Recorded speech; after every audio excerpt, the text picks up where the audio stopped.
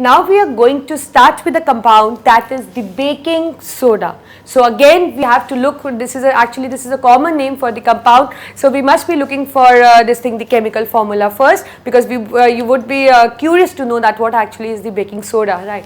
So it is NaHCO3. So the formula for the baking soda is NaHCO3, that is sodium bicarbonate, right?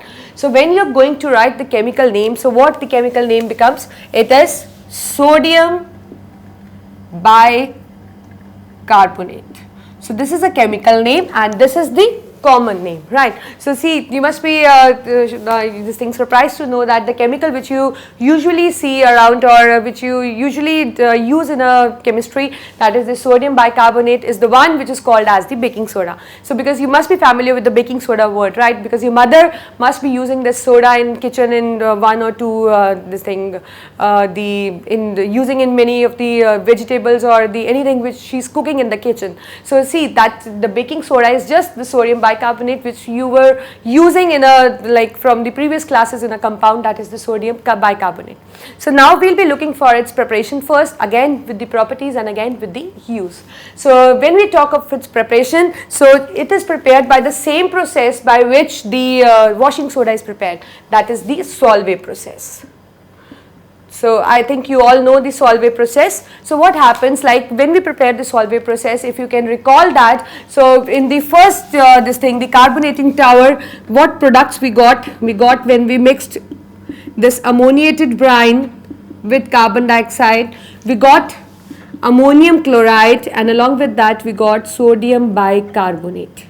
Like I think you can recall that like when we prepared this brine solution and then we mixed with ammonia to form ammoniated brine, and then from the ammoniated tower we fed this ammoniated brine into the another tower, that is the carbonated, where CO2 react with these things, right? And it leads to the formation of ammonium chloride and the sodium bicarbonate. So here is the product which we were looking for, right? That is our sodium bicarbonate. So if you just leave the Solvay process at first equation, that is the product which you get at the carbonating tower, that you just separate the sodium bicarbonate from it. So at this step we get the sodium bicarbonate. Right. So now this is the preparation actually. So it is clear that if we just stop the Solvay process at the certain level, we get the sodium bicarbonate, right? So this is how the sodium bicarbonate is prepared. Now we just look at that what actually is the properties, how it look like. So it is again a white crystalline solid. It is again a white crystalline solid. And when we talk of its like what is the effect of heating on it, so what happens when you heat it, as you can see it as H, right? So that means it will become anhydrous, that is it will become Na2CO3, and along with that we get carbon dioxide gas and water vapor. So this is actually the effect of heat on the sodium bicarbonate. And also if you can recall, it is a second step or you can say it is a second reaction which just followed after the formation of this thing when we were preparing this washing soda, right? So this is what is the action of heat on this thing. Now it is actually, like when we look for its uses, so it is serving an important use. First is that being basic, it is used as antacid in medicines. So it is used as antacid in many medicines, right? That means it is used to just you can say lower the acidity caused in your stomach. As you all know that when we digest proteins, we need pepsin in stomach. There is a secretion of pepsin, but for the functioning of pepsin we need hydrochloric acid. So when or you can say in the secretion of the stomach, the gastric, that is in this gastric juices, we have three kind of juices. One is the lining of mucus, second is the secretion of HCl, and that HCl just promote the activity of pepsin, that is it helps in converting the proteins into peptones, right? This is what is happening in the stomach, right?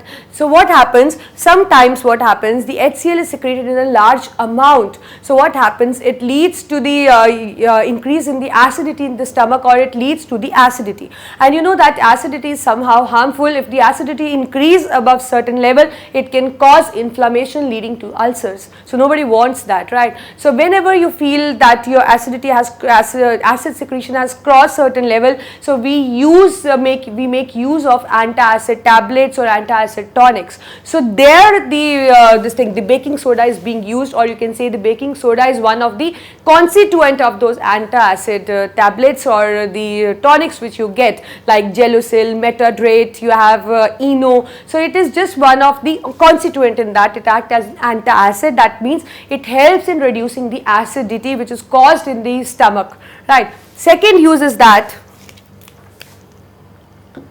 it is used in making cakes.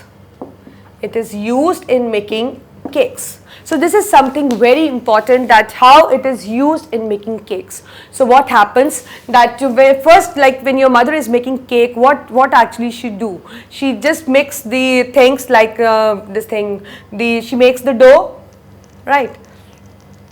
That is a mixture of water, flour, she makes everything, right? So she just make a batter first by mixing whatever you can add, like generally what we add, as far as I can recall, because I hardly make cake at home, I just buy it from market. So but as I have seen the people making it, so as I can recall so far, that I think that they use flour, they add water to it, sometimes they add milk to it, and they add a spoon of oil to it, and some people add egg to it just to make it the cake with egg, right. So they just make the batter first, right. They just make them soluble with each other. So they just make the batter. So what happens, like where the baking soda is being used, because till now in making the batter there was we didn't add any baking soda, right. So what happens when the batter is formed, we add baking powder to it.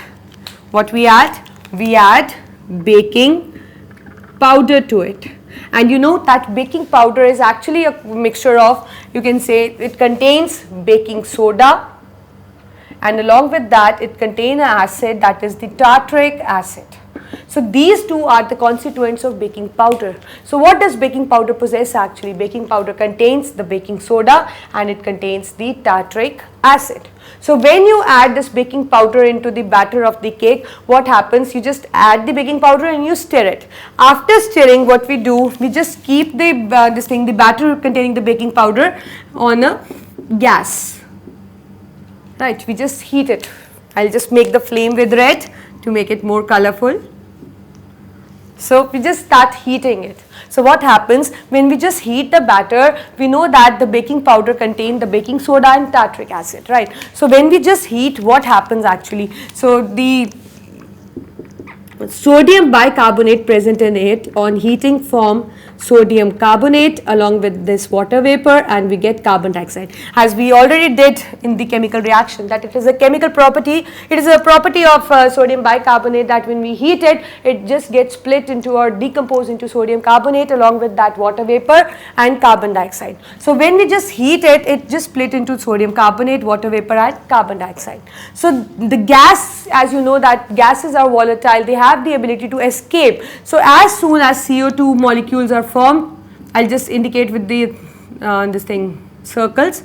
So as soon as the carbon dioxide is formed, it just escapes, right. It escapes in air, and you know when it escapes, it makes the cake fluffy. So that means CO2 when it is heated, this decomposes into this, and CO2 being gas rises up, and as it rises, it will make the cake fluffy. So that means that earlier the batter was still here, now the cake becomes still here, right. It rises, so the cake becomes somehow fluffy, right. So we have got a fluffy and spongy cake. Now when we talk of its taste, so you know that it is not sweet, like if we just concerned with the baking soda was present and this kind of reaction took place, so that means it leads to the formation of this sodium carbonates, and sodium carbonate is a base, and we know bases taste bitter. So that means due to this formation of sodium carbonate, cake is going to taste bitter. Now here to reduce the bitterness of the cake, because nobody wants to eat the bitter cake, right? Do you? No, we want to eat the sweet yummy cake. So what we do, that is why we have one of the ingredient as tartaric acid. So what is going to be there? This tartaric acid is going to react with this base, because it is an acid and it is basic in nature, right? So they will both react to form sodium tartrate.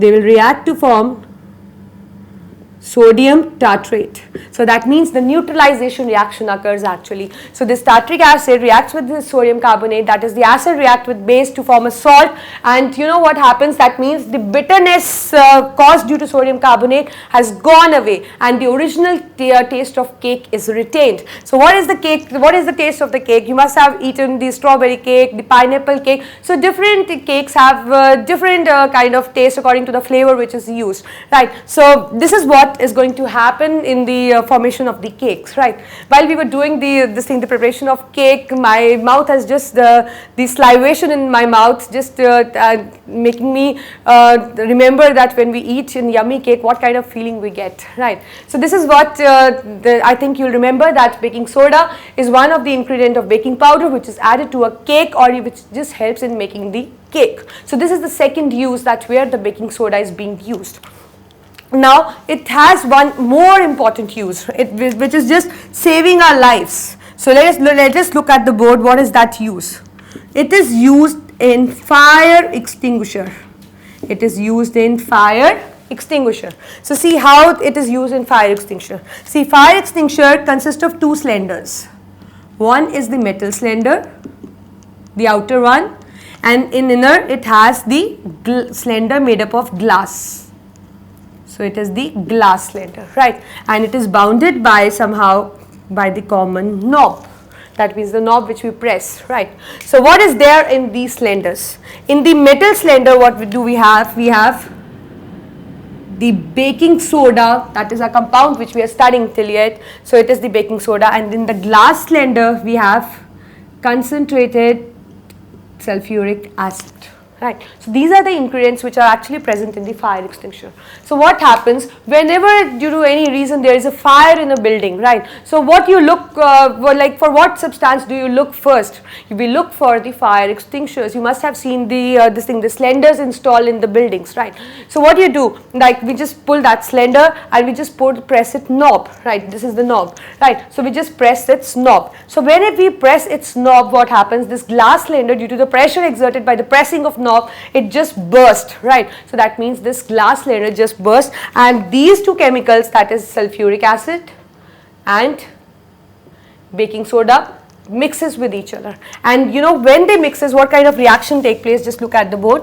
When they mixes, so that means sodium bicarbonate, sulfuric acid, they will form sodium sulfate, water vapor and carbon dioxide. So this is kind of reaction is going to happen again. Sodium bicarbonate mixes with sulfuric acid due to breaking of this glass cylinder, and they lead to the formation of Na2SO4, water vapor and carbon dioxide. And you know the gases escape with a high pressure. So there is a opening here, so that means carbon dioxide will escape from this side.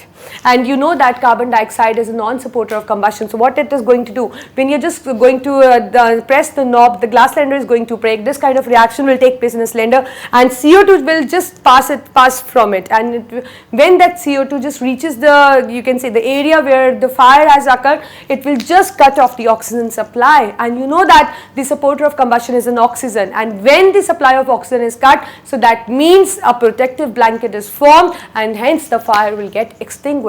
So this is how you can say it is saving our life also, because it is one of the constituent of the soda acid fire extinguisher. The other name for this fire extinguisher is soda acid fire extinguisher. So these are the important use. I think it's clear. So you should know, like if somebody asks you about baking soda, you should be clear that yes, the formula is this. You should be clear the chemical name is this. You should be clear the common name is this. You should be clear that why like from which process we make it and what is the utility of this process. You already know. And the reactions, what is the effect of heat? It is an important question which you get in a paper, that what happens when you just heat it, because this property is being used in the cake one, as I already told you. And when we look for the uses, you know that it is act as an antioxidant in medicines. It is used in making the yummy cakes, and third, it is used in soda acid fire extinguisher. This is what is the baking soda.